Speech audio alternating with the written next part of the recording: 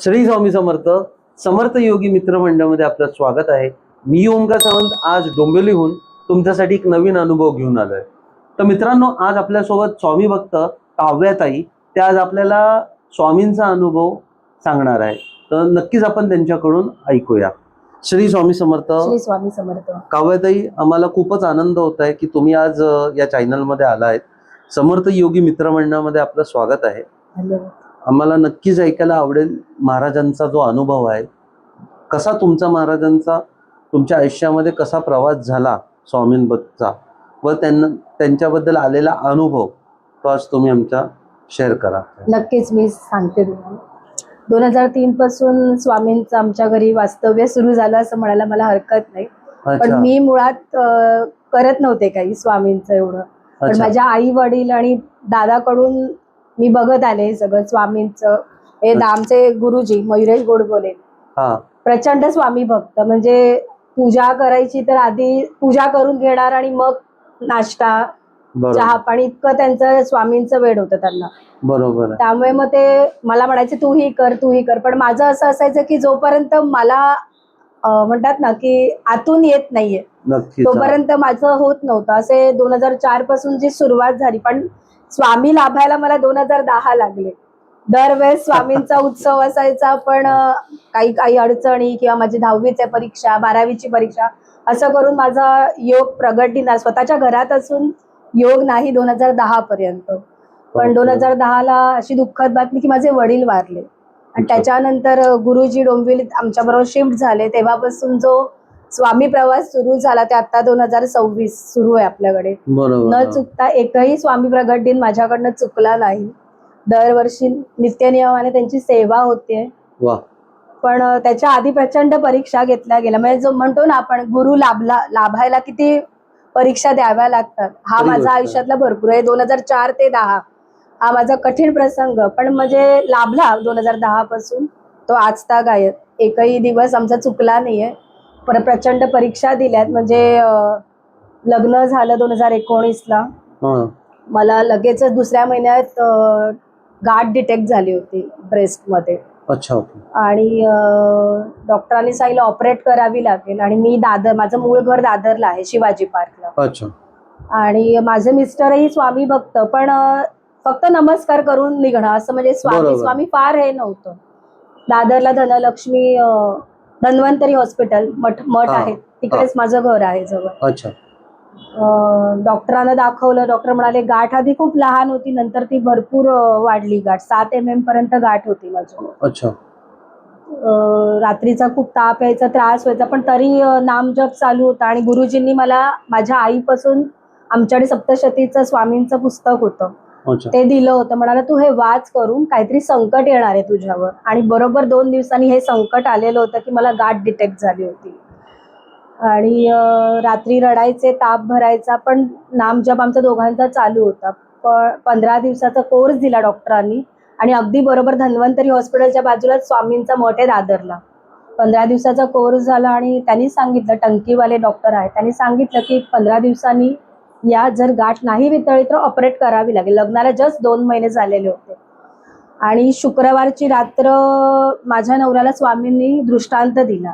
त्याला स्वामी आमच्या घराच्या बाहेर अशा अथांग समुद्रात असे दिसले, असे झोपलेले अशा अवस्थेत. आणि त्याला म्हणाले तू माझी कधी कास सोडू नकोस, सगळं ठीक होणार पुढे. हे माझ्या नवऱ्याला रात्री दृष्टांत दिला स्वामींनी. दुसऱ्या दिवशी 7 वाजता 8 वाजता ओपीडीला बोलवलं डॉक्टरांनी. म्हणाले चिन्मय, गाठ वितळलेली आहे, ऑपरेट करायची गरज नाही. हा माझ्या आयुष्यातला खूप मोठा अनुभव आहे. म्हणजे ती गाठ, म्हणजे आम्हाला ऑपरेट केल्याशिवाय जी गाठ जाणार नव्हती, ती माझी गाठ वितळलेली होती. ऑपरेशन करायची गरज नाही लागली. पण त्या दिवसापासून जी स्वामींनी, म्हणजे नवरा माझा इतका स्वामी बघते की आज तो मठात जाऊन उभा राहिला तरी त्याचे डोळे भरतात. खरी गोष्ट आहे. म्हणजे त्यांनी मला बाहेर काढले. म्हणजे साक्षात त्या डॉक्टर जेव्हा उभे राहिले त्यांच्या रूपात मला साक्षात स्वामी दिसत होते. असेच उंच दिप्पाड स्वामींच्या रूपात मी त्यांना पाहिलं. अशक्य ही शक्य करतात स्वामी. खरंच आहे. म्हणजे हा माझ्या आयुष्यातला हा अनुभव आहे. आणि दुसरं, प्रेग्नन्सीत मला प्रचंड त्रास झाला. अच्छा. 7व्या महिन्यात 7वा महिना लागला आणि आपल्याकडे स्वामींचा प्रगट दिनच. होता आणि आमचं पूर्वी घर सुनील नगरला होतं. अच्छा. प्रगट दिनाला म्हणून मी 7वा महिना असताना गेले तिकडे. बरोबर. आणि आपल्या घरी जेव्हापासून मला दिवस राहिल्यापासून गुरुजी यायचे, शंखनाद, नंतर पोथी वाचन हे सगळं चालू असायचं, बरोबर. घंटानाद किंवा त्यामुळे तिच्यावर जे आपण जे म्हणतो की गर्भसंस्कार हे ती पोटात असल्यापासूनच चालू होते. आणि भजन दरवर्षीप्रमाणे दादाने भजनाचा कार्यक्रम ठेवला. बरोबर. आणि जसं दिगंबरा जशी हे सुरू झालं भजन आणि आरती सुरू झाली, तसं माझी मुलगी ध्रुवा हे बाळ पोटात फिरलं आणि मला पहिल्या महिन्यापासून फायब्रॉइड डिटेक्ट झालं होतं. फायब्रॉइडची गाठ होती. जसं पहिली सोनोग्राफी केली जेव्हा प्रेग्नन्सी आहे कळल्यानंतर गाठ पण होती आणि बाळ पण. पण हे दोन्ही एकत्र असल्यामुळे डॉक्टर म्हणाले 9 महिने कंप्लीट झाल्याशिवाय आपल्याला गाठ काढता येणार नाही. आणि असं हे झालं की ती एक्साइट होऊन आरती सुरू झाल्यावर एक्साइटमेंट झालं आणि ती फिरली पोटात आणि फिरल्यामुळे ती माझ्या त्या गाठीवरच तिचा पाय होता. आणि तो दिवस मी कसा बसा काढला. दुसऱ्या दिवशी मला जास्त त्रास व्हायला लागला, म्हणजे अक्षरशः स्वामींना म्हटलं आता मला मोकळं करायचं, कारण की मला तो त्रास सहन होत होता आणि गाठ तिचा पाय कंटिन्यू किक होत होता त्या गाठीवर माझ्या. मी जे डॉक्टरकडे गेलो, मी नवऱ्याला बोलले आता मी नाही थांबू शकत. डॉक्टर म्हणाले, त्यांनी सोनोग्राफी केली, एक्सरे वगैरे सगळं काढलं. ते म्हणाले आम्ही नाहीच आता ऑपरेशन करू शकत, कारण की गरज नाही वाटत आहे. तुम्ही काय एवढं एक्साइटमेंट झालं, काय झालं एवढं एक्साइटमेंट? मी म्हटलं असं आमच्या घरी उत्सव होता स्वामी समर्थांचा, त्याच्यामध्ये म्हटलं ते आरती भजन वगैरे असताना ते बाळ फिरलं गेलंय, परत करा म्हणाले ते. मला हा डॉक्टरांचा सल्ला होता, हे तुम्ही परत करा, जे तुम्ही काय केलं बाळ ऑटोमॅटिक फिरेल म्हणाले. मी ऑपरेट करणार नाही, सगळं व्यवस्थित असताना म्हणाले मी ऑपरेट करणार नाही. आम्ही घरी आलो संध्याकाळी, हे सगळं आम्ही गुरुजींना आमच्या दादाला सांगितलं. परत घरी भजन आणि जी स्वामी यांची दत्ताजी दिगंबराव आरती झाली होती, भजन झालं होतं, ते पुन्हा केलं. बाळ परत नॉर्मल येऊन तिथून फिरलं. ते हा इतका होता की स्वामींनी मला त्याच्यातनंही बाहेर काढलं. म्हणजे मी तर इतकी डाऊन होते की ऑपरेट करा आणि मला हल्लं तरी त्या गाठीवर मला त्रास होत होता आणि ती कंटिन्यू किक मारायची त्याच्यावर. स्वामींना म्हटलं आता तुम्ही काय ते मला निर्णय दाखवा. नक्कीच. माझा तर असं मनात आलं तुम्ही हे बोलताना हा अनुभव की ते बाळ फिरलं पण ते म्हणतात ना की एक प्रदक्षिणा घालूनच आलं असेल महाराजांच्या. आणि दुसरं असं की ती गुरुपौर्णिमेचीच आहे. बरोबर. वा, महाराजांची लेक येते गुरुपौर्णिमा. आम्हाला गाठीमुळे मला सिझर करायला सांगितलं. डॉक्टर म्हणाले चान्स घेऊ शकत नाही, कारण की पावसाळा. 13 जुलै 2022. नक्कीच ते म्हणाले आपण सिझर करू. मग दुसरा दिवस होता गुरुपौर्णिमेचा 13 जुलै. आम्ही म्हटलं सिझर करायचंय तर मग गुरुपौर्णिमेलाच हवं.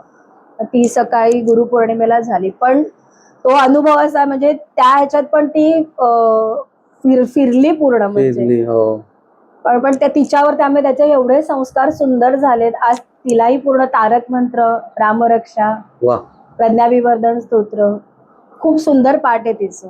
आणि शंकर महाराजांचं तिला भरपूर वेळ आहे. भरपूर वेळ आहे शंकर महाराजांचं. आरती ती म्हणते ती शंकर महाराजांची खूप सुंदर. पण त्यांनी काढलंय बाहेर मला. नक्कीच. त्यांनाच ठाऊक की त्यांना त्यांच्या भक्तांकडून काय करून घ्यायचं. सगळ्या गोष्टी पहिल्याच प्लॅन्ड असतात स्वामींच्या. आणि म्हणजे मी सांगते ना, मी 9 महिने पूर्ण एकटी होती. आम्हाला आई वडील नाहीये, त्यामुळे मिस्टर ऑफिसला 9 महिने. पण माझ्या नवऱ्याला टेन्शन असायचं की या परिस्थितीत ती एकटी घरी आहे. मी म्हणायचे मी एकटी घरी नाहीच आहे, ते बसलेत म्हटलं. त्याचे सारखे फोन असायचे की काय त्रास होतोय का, कारण की 8व्यात थोड्या कॉम्प्लिकेशन सुरू झाल्या होत्या. त्याला टेन्शन असायचं की म्हटलं मी एकटी नाहीच आहे. बरोबर आहे. ते बसलेत माझ्या बरोबर. आणि माझे पूर्ण 9 महिने सुंदर गेले.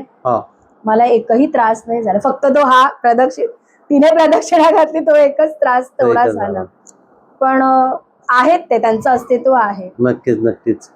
आणि ते या अनुभवावरूनच आपल्याला कळतं की त्यांचं अस्तित्व आहे. तर खूप खूप धन्यवाद ताई, हा अनुभव शेअर केल्याबद्दल. आणि फार आनंद वाटतो हे ऐकून.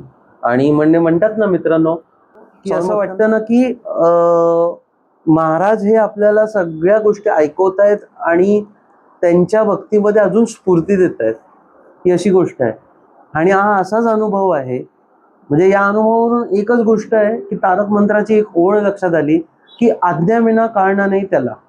महाराजांच्या आज्ञा नसेल तर काळ पण तुमचं हात नाही लावू शकत, तुम्हाला काळही देखील तुम्हाला हात नाही लावू शकत, अशी त्यांची सत्ता आहे. म्हणून ते सत्ताधीश आहेत, समर्थ आहे. तर मित्रांनो, तुम्हाला देखील स्वामींचा अनुभव आला असेल तर नक्कीच आम्हाला दिलेल्या नंबरवरती शेअर करा. व पाली जिल्हा रायगड, बल्लारेश्वर. तर त्यासाठी देखील तुम्हाला जर काही सेवा करायची असेल तर माझ्या दिलेल्या नंबरवरती संपर्क करा, कॉल करा. श्री स्वामी समर्थ. जय जय श्री स्वामी समर्थ. स्वामी.